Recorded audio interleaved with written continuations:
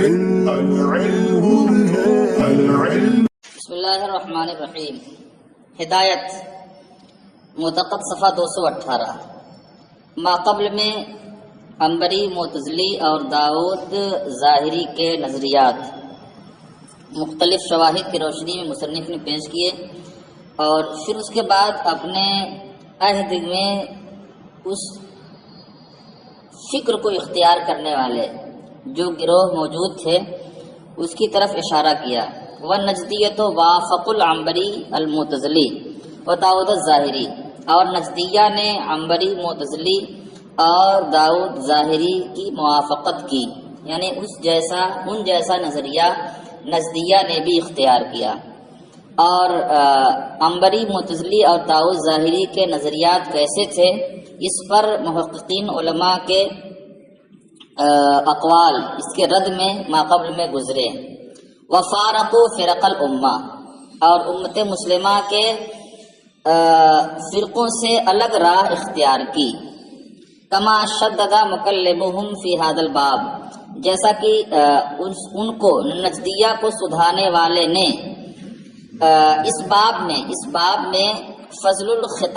الخطاب کے جواب میں کافی شدت آمیز جملے کہے۔ وقد فرغنا بحمد اللہ فی تلخیص الحق من اظہار الصواب، اور ہم الحمدللہ اپنی کتاب تلخیص الحق میں اظہار حق کر کے فارغ ہو چکے ہیں۔ یعنی نجدیہ نے جس طرز کی باتیں کی اس کو ہم نے فصل الخطاب کے اندر لکھا، اور فصل الخطاب کے جواب میں اسماعیل دہلوی جس نے نجدیہ کو سدھایا تھا اس نے اس کا رد لکھا، اور پھر ہم نے جواب الجواب کے طور پر تلخیص الحق میں اظہار ثواب کیا اور اس کے بیان سے فارغ ہوئے۔ اور پھر اس کے بعد دو مصنفین کی عبارتیں یہ ذکر کرتے ہیں۔ صاحب طریقت المحمدیہ علامہ عبدالغنی نابلسی، اور شرح مقاصد جو علامہ تفسیرانی کی کتاب ہے، ان دونوں کتابوں کے حوالے سے فرماتے ہیں، قال صاحب طریقت المحمدیہ، صاحب طریقت محمدیہ نے فرمایا، والبدعۃ فی الاعتقاد ہی المتبادرۃ من اطلاق البدعۃ والمبتدع والہوى واہل الاہواء، فبعضها کفر وبعضها لیست به۔ مطلق اعتقاد میں بدعت یہی سمجھی جاتی ہے، بدعت مبتدع، ہوا اور اہل الہوا کے بولے جانے سے۔ یعنی جب بدعت بولی جائے، مبتدع بولا جائے، ہوا بولا جائے اور اہل الہوا بولا جائے تو اس سے مراد ہے بدعت فی الاعتقاد، یہ اس کا اصلی معنی ہے اور اس کا فرد کامل ہے۔ جب مطلق یہ الفاظ استعمال کیے جائیں تو بدعت فی الاعتقاد مراد ہوتی ہے، بدعت فی العمل مراد نہیں ہوا کرتی۔ فرماتے ہیں ان میں سے کچھ چیزیں ایسی ہیں جو کفر ہیں اور کچھ چیزیں ایسی ہیں جو کفر نہیں ہیں، لیکن کفر نہیں ہے پھر بھی وہ گناہ کبیرہ ضرور ہے۔ وَلَكِنَّهَا أَكْبَرُ مِنْ كُلِّ كَبِيرَةٍ فِي الْعَمَلِ، لیکن وہ عمل میں ہر کبیرے سے بڑا کبیرہ ہے، یعنی بڑا گناہ ہے، یہاں تک کہ قتل سے بھی بڑا، زنا سے بھی بڑا۔ وَلَيْسَ فَوْقَهَا إِلَّا الْكُفْرُ، اور اس کے اوپر صرف کفر ہی ہے۔ مطلب یہ ہوا کہ بعض تو کفر ہیں اور بعض فقط کفر نہیں ہیں، گناہ کبیرہ ہیں اور اتنے بڑے گناہ ہیں کہ اس کے اوپر صرف کفر ہی ہے۔ یعنی جو بدعت فی الاعتقاد کچھ ایسے ہیں جو کفر ہیں اور کچھ ایسے ہیں جو فقط کفر نہیں ہیں، بہت بڑا گناہ ہے۔ والخطا فی الاجتہاد فیہ لیس بعذر، اور اس میں بدعت فی الاجتہاد کی تحقیق میں جو خطا ہوتی ہے وہ عذر نہیں مانی جاتی، یا اعتقادی مسائل میں جو خطا ہوتی ہے وہ خطا عذر نہیں ہوتی۔ بخلاف اجتہاد فی الاعمال، اجتہاد فی الاعمال کے برخلاف، یعنی اعمال یا بدعت فی الاعمال میں اگر کوئی اجتہاد کرتا ہے یا اعمال سے متعلق جو مسائل ہیں ان میں اگر کوئی اجتہاد کرتا ہے اعمال ظاہری، تو اس اجتہاد میں اگر وہ خطا کرتا ہے تو اس کی خطا یہ عذر مانی جاتی ہے، لیکن اعتقادی مسائل میں اگر کوئی شخص خطا کرتا ہے تو اس کی خطا یہ عذر نہیں ہوتی۔ آپ یہ نہیں کہہ سکتے کہ کل مجتہد فی الاقلیات مصیب، جیسا کہ انبری نے کہا تھا، اور یہ نجدیہ نے جو خطا کی ہے وہ خطا بدعت فی الاجتہاد سے متعلق ہے، اور وہ خطا واقعی خطا ہے، اس خطا پر کسی کو اجر نہیں ملے گا، اور اسے اس کی بنیاد پر اسے معذور نہیں سمجھا جائے گا۔ اور یہ اختلاف ان کا اور دیگر علماء اہل سنت کا یہ اجتہاد فی المسائل سے متعلق نہیں ہے، فی الاعمال سے متعلق نہیں ہے، فی الاعتقاد سے متعلق ہے۔ وضد هذه البدعہ، اور اس بدعت کی ضد کیا ہے؟ اعتقاد اہل سنت والجماعہ۔ گویا کہ نجدیہ نے جو ایک الگ راہ اختیار کی ہے، وہ الگ راہ اعمال سے متعلق نہیں، مسائل سے متعلق نہیں، بلکہ اعتقاد سے متعلق ہے، اور اس طرح کا اجتہاد قابل معافی نہیں ہوتا جو اسے بدعت فی الاعتقاد کی طرف لے جائے۔ اور شرح مقاصد کی عبارت ہے حکم المبتدع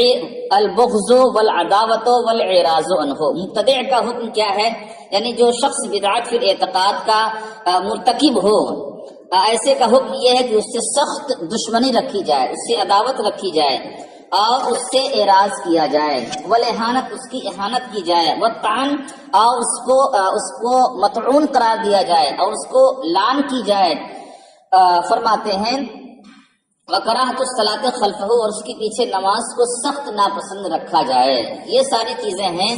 جو شخص جو ہے بدعت فی الاعتقاد، گویا کہ دو درجے کا ہو گیا۔ ایک درجہ تو ہے کفر، تو اب اگر ایسا شخص کفر کا مرتکب ہوتا ہے تو بالکلیہ نماز تو پڑھنی ناجائز و حرام ہوگی، اور اگر بدعت فی العمل کا مرتکب ہوتا ہے، یعنی ایسے اعمال کا جو اسے کفر تو نہیں ہے لیکن گناہ کبیرہ ہیں، تب اس کے پیچھے نماز مکروہ تحریمی ہوگی۔ تو فرماتے ہیں کہ مبتدع کا حکم یہ ہے کہ بغض رکھا جائے، اس سے عداوت رکھی جائے، اس سے سخت اعراض کیا جائے، اس کی اہانت کی جائے۔ آگے سے فاسق کی اہانت واجب ہے، اسی لیے فاسق شخص کو مصلی پر آگے نماز میں نہیں بڑھا سکتے، مصلی پر بڑھانے میں اس کی تعظیم ہے، جبکہ شریعت کیا فرماتی ہے؟ فی تقدیمہ تعظیمہ وقد وجب اہانتہ شرعا، اس کو آگے بڑھانے میں اس کی تعظیم ہے، حالانکہ شریعت میں اس کی اہانت واجب ہے شرعاً، اس لیے فاسق شخص کو نماز میں آگے نہیں بڑھایا جا سکتا۔ تو اب شرح مقاصد کی عبارت پر اعلیٰ حضرت اللہ تعالیٰ عنہ نے ایک تفصیلی گفتگو فرمائی ہے۔ لکھتے ہیں حاشیے میں حاضر رد منہ قدس سرہ، یہ ان کی طرف سے سخت رد ہے ندوہ پر، جو ایک گمراہ فرقہ ہے، مخذولہ پر، رسوا ہے، مردودہ ہے، رد کیا ہوا ہے، مطرودہ ہے، بارگاہ الہی سے بھگایا گیا ہے، الحادثہ بعد وفاتہ قدس سرہ، جو مصنف کی وفات کے تقریباً 22 سال کے بعد پیدا ہوا، مصنف کی وفات کے 22 سال کے بعد پیدا ہوا۔ بل رد من العلامہ التفتزانی علیہ صوب الرحمت الربانی علی طائفۃ حائفۃ تالفۃ حدثت بعد وفاتہ رحمہ اللہ تعالی بالمئین من السنین، بلکہ علامہ تفتزانی کی طرف سے، یعنی شرح مقاصد جن کی ہے، ان کی طرف سے یہ صریح رد ہے اس طائفہ پر جو باطل ہے اور جو ہلاک ہونے والی ہے، جو ان کی وفات کے سالوں بعد یہ جو طائفہ پیدا ہوا ہے۔ یعنی گویا کہ شرح مقاصد میں علامہ تفتزانی نے اس مبتدع کا حکم واضح فرمایا ہے، اس طرح کے مبتدعین ان کی مثال کے سالوں بعد پیدا ہوئے۔ اس کے بارے میں فرماتے فینا ہؤلاء المخذولین، یہ رسوائے زمانہ لوگ، زعموا، انہوں نے یہ سمجھا ان الوداد مع اہل البدع والفساد، کہ اہل بدعت و اہل فساد کے ساتھ وداد یعنی محبت کرنا اہم فریضۃ علی العباد، بندوں پر ایک بہت بڑا فریضہ ہے، حتی لا ترکہ احد لم يقبل منہ صوم ولا صلاۃ ولا ایمان فلا دخول جنان، وزعموا ان الرد علی المبتدع قتل رجل نفسہ، یہاں تک کہ اگر کسی شخص نے اسے چھوڑ دیا، یعنی اس وداعت کا کوئی شخص تارک ہوا، یہ اس گمراہ اور رسوائے زمانہ فرقے کے مظلومات باطل کا ذکر کر رہے ہیں۔ انہوں نے یہ سمجھا کہ اہل بدعت و فساد کے ساتھ محبت و وداعت یہ بندوں پر بہت بڑا فریضہ ہے کہ اگر کوئی شخص اس کا تارک ہوتا ہے تو نہ اس کی نماز قبول ہوگی، نہ اس کا روزہ قبول ہوگا، بلکہ ایمان بھی قبول نہیں ہوگا۔ ایمان قبول نہیں ہوگا تو جنت میں داخلہ بھی نہیں ہوگا۔ وزعمون، اور یہ بھی ان کا گمان ہے کہ ان رد علی المبتدعہ، کہ مبتدعہ کا رد کرنا، ان کا ابطال، یہ کسی خودکشی کی طرح ہے۔ کوئی شخص اپنے آپ کو قتل کر لے، یہ اس کی طرح ہے، یہ ان کا گمان ہے۔ ان کا گمان ہے کہ اگر کوئی شخص کسی مبتدع پر اس کے باطل اعتقاد کی بنیاد پر رد کرتا ہے، اس کی تردید کرتا ہے، اس کا ابطال کرتا ہے، تو وہ شخص جو ہے گویا خودکشی کر رہا ہوتا ہے۔ وَأَنَّهُ، اور یہ بھی ان کا اعتبار لا تنبغي المساءة في شيء من الامور، ان میں سے کسی بھی معاملے میں ان کے لیے بدخواہی مناسب نہیں ہے، برائی مناسب نہیں ہے۔ وَإِنْدَ ناظمها محمد علی الکانپوری، اور جو ناظم ندوہ ہے انہوں یعنی محمد علی کانپوری، انہوں نے کل رؤوس الضلالہ من الروافض والوہابیہ والنشریہ وغیرہ من کبرائے دینہ، یعنی گمراہی کے ہر سربراہدہ لوگوں کو، چاہے وہ روافض ہوں، چاہے وہابیہ ہوں، چاہے نچری ہوں یا ان کے علاوہ ہوں، انہیں دین کے عظیم علماء میں سے شمار کیا ہے۔ من کبرائے دینہ، اور ان پر رد کو حرام سمجھا ہے۔ وجعل خلافہم، اور ان سے اختلاف کو ائمہ اربعہ کے درمیان اختلاف باور کرایا ہے۔ یعنی مولانا محمد علی کانپوری جو ناظم ندوہ ہیں، انہوں نے روافض، وہابیہ، نشریہ کے جو سربراہدہ گمراہ علماء تھے، انہیں دین کے بڑے علماء میں شمار کیا اور ان پر رد کو حرام ٹھہرایا، اور جو ان سے اختلاف کرے اس اختلاف کو ائمہ اربعہ کے درمیان اختلاف بتایا۔ یعنی حقیقت میں وہ مرتکب ہو رہے ہیں ایجاد بدعت فی الاعتقاد کے، اور ایجاد بدعت فی الاعتقاد یہ اجتہادی خطا نہیں ہے۔ اگر کوئی شخص اس میں خطا کرے تو اجتہادی خطا ہو، تو جس طرح ائمہ مجتہدین اجتہاد کرتے ہیں تو اگر انہیں ان کا اجتہاد ثواب پر ہوتا ہے تو انہیں 1 اجر ملتا ہے، اور اگر خطا پر ہوتا ہے تو 2 اجر یا 10 اجر انہیں ملتے ہیں۔ تو انہوں نے یہ باور کرایا کہ یہ جو اختلاف ہے ہمارا اور آپ کا، جیسے ائمہ اربعہ کے درمیان اختلاف ہے، فقہ شافعی، فقہ مالکی کا، ایسے ہی یہ بھی اختلاف ہے۔ حالانکہ اعتقادی اختلاف مسائل کے اختلاف سے بالکل الگ چیز ہے۔ مسائل کے اعمال یعنی مسائل میں جو اجتہاد ہوتا ہے اس کی الگ حیثیت ہے، اور اعتقاد میں جو اجتہاد ہوتا ہے اس کی الگ حیثیت ہے۔ اعتقاد میں جو اجتہاد ہے، اگر کوئی شخص اس اجتہاد میں خطا کرتا ہے تو وہ معذور نہیں ہے، لیکن اگر وہ اعمال میں اجتہاد کرتا ہے، مسائل شرعیہ میں، فرعیہ میں اجتہاد کرتا ہے، تو اگر وہ خطا کرتا ہے تب بھی وہ معذور ہے۔ لہذا اعتقاد کے اختلاف کو مسائل کے اختلاف کے قریب ٹھہرانا یہ بالکل دھوکہ دینا ہے، اور اس دھوکہ محمد علی کانپوری نے دیا ہے، اور بہت بڑی سرکشی بھی کی۔ یعنی ان کے اختلاف کو ائمہ اربعہ کا اختلاف قرار دیا ہے، اور انہوں نے یعنی ان گمراہ کن فرقوں نے زعموں کے بعد کہا ہے، بہت سی سرکشیاں بھی کی۔ فصرحوا فی کتبہم، اور اپنی کتابوں میں یہ صراحت کی، ان الکل الحق، کہ یہ سارے کے سارے حق پر ہیں،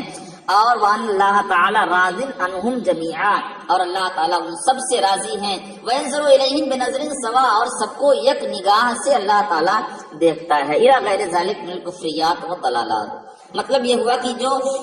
بدعت فی الاعتقاد کا مجرم ہے وہ بھی حق پر ہے، اور جو بدعت فی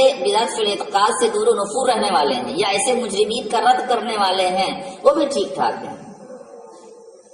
بلکہ رد کرنے کو حرام ٹھہرایا ہے، اور جو بدعت کا مرتکب ہو اسے مجتہدین کی فہرست میں شامل کر دیا ہے، اور اس کے اختلاف کو ائمہ اربعہ کے درمیان اختلاف باور کرایا ہے۔ وقد انتدب للرد علیہم علماء السنہ من الاقطار الہندیہ، اور ہندوستان کے مختلف حصوں سے علماء اہل سنت نے ان کا سخت طور پر رد کیا۔ وکانا مقدم جمعہم، اور علماء کی اس جماعت کی سربراہی کن کے ذمہ تھی؟ اسی مصنف علام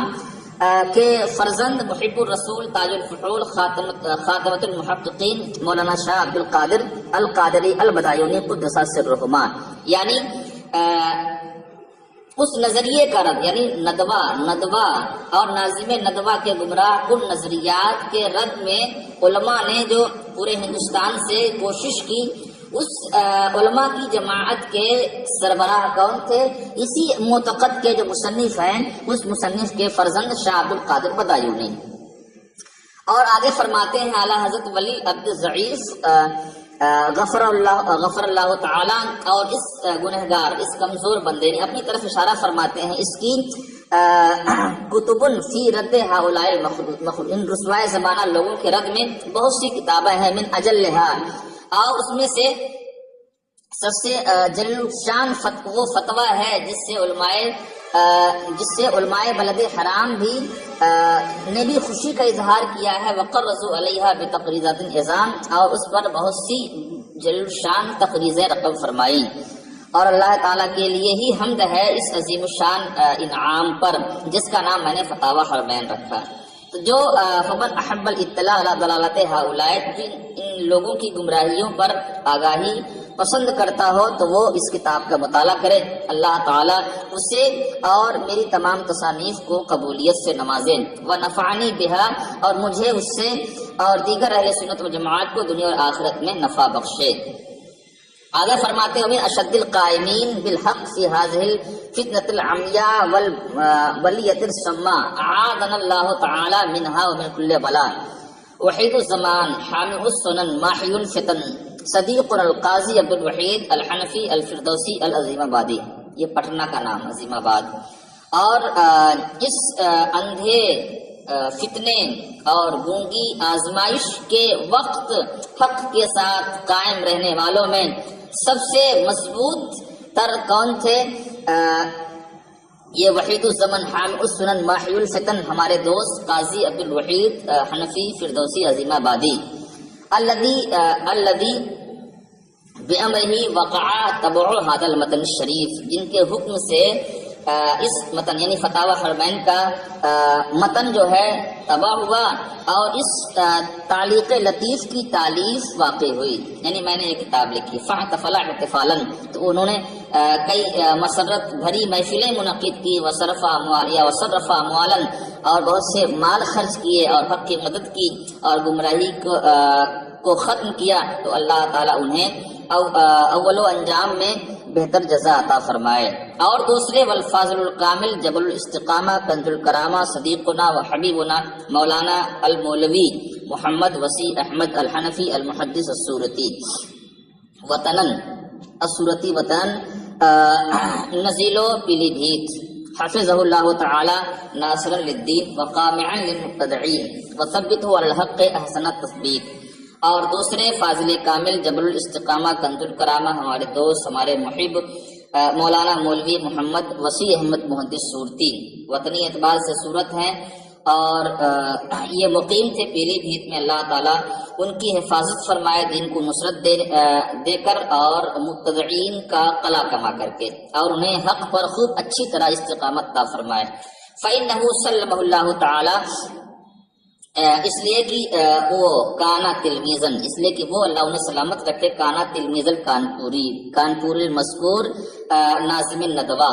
یہ وہی محمد علی کانپوری جن کا ذکر پیچھے آیا ہے، ان کے تلمیذ تھے، ناظم ندوہ کے تلمیذ تھے، ان کے شیخ کے تلمیذ تھے، اور وہ صدر ہے اور جو ان کے صدر ہیں، یعنی ندوہ کے صدر بھی ہیں، ندوہ کے ناظم بھی ہیں، لیکن انہوں نے لیکن لم یستخفہ الذین لا یوقنون، لیکن وہ جو اس پر یقین نہیں رکھتے انہیں ہلکا نہ کر سکے، یعنی ان کے پائے سے بات میں لغزش نہ آئی۔ ہم استطاعوا ان تزل قدموا بعد ثبوتها، اور سے بات قدمی کے بعد ان کے قدم پھسل جائیں، ایسا وہ نہ کر سکے۔ انہوں نے پوری کوشش کی کہ محدث صورتی وہ نظریہ اختیار کر لیں جو ہم لوگوں کا ہے، لیکن اس کے باوجود انہوں نے فکری طور پر وہ نظریہ قبول نہ کیا، تو معاشی طور پر انہیں مفلوج کر کے اس نظریے کو قبول کرنے پر آمادہ کیا گیا۔ اس کا ذکر کر رہے ہیں، وقت کانا معاشہ اور ان کا ذریعہ معاش یا ان کی معیشت کا انتظام من بیت ندویین عطا و تغا و عطا و بغا، ایک ندوی کے گھر سے جاری تھا، وہ اس نے سرکشی کی اور حد سے آگے بڑھا، بغاوت کی، فقطع ادرارہ قاصدا ازرارہ، اس نے انہیں وہ مال معیشت دینا روک لیا انہیں نقصان پہنچانے کے ارادے سے۔ ولکن الفاضلہ حبیبنا صلی اللہ تعالی، لیکن ہمارے دوست فاضل یعنی محدث صورتی لم یکن، ایسے نہیں ہے، لیوسر الدنیا علی الدین، جو دنیا کو دین پر ترجیح دے، یعنی اپنی بات منوانے کے لیے اگر آپ کی معیشت پر کوئی وار کرتا ہے تو اس وار کو برداشت کر لینا ہے، ایسا نہیں کہ معیشت کو بچانے کے لیے سامان معیشت جس سے پہنچ رہا ہے اگر وہ آپ کو دھمکی دے کہ اگر تم اس گمراہ کن نظریے کی حمایت نہیں کی تو میں تم سے سامان معیشت روک لوں گا، تو وہ روک لے۔ فمن یومئذ، اسی دن سے میں نے ان کا نام سمیتہ الاسد الاشد الارشد، یہ نام ان کا رکھا، وہ اہل لہذا، اور وہ اس کے ولی احسن من ھذا، بلکہ اس سے بھی زیادہ کے حقدار ہیں۔ تو اس طویل حاشیے میں اعلیٰ حضرت اللہ تعالیٰ عنہ نے اپنے عہد کے اٹھنے والے مبتدعین کے چہروں سے نقاب اتاری ہے، جو بدعت فی الاعتقاد کے مجرم ہوئے ہیں اور جنہوں نے بدعت فی الاعتقاد کا نظریہ یا اس کے رواج کی کوشش کی ہے اور لوگوں کے درمیان غلط فہمی پیدا کی ہے کہ یہ اختلاف ویسا ہی ہے جیسا اختلاف علم اربع کے درمیان تھا، بلکہ اور بھی بہت سی گمراہ کن اور کفریہ باتیں انہوں نے عام کی ہیں، ان کو واضح فرمایا ہے۔ اور اس میدان میں جن لوگوں نے زیادہ کوششیں کی ہیں ان کوششوں کا ذکر انہوں نے کیا ہے کہ شاہ عبدالقادر بدایونی ان سربر آودہ علماء کے سربراہ تھے، اور پھر جب میں نے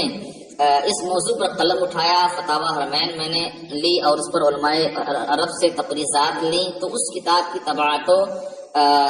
و نشر میں جنہوں نے کوشش کی تھی اس میں ایک نیا نام قاضی عبدالوحید فردوسی کا تھا، اور پھر اس کے بعد محدث صورتی کا ذکر فرمایا جنہوں نے اس مشکل گھڑی میں بھی اپنے اس نظریے کو ترک نہیں کیا جو اسلام کا مسلمہ نظریہ تھا۔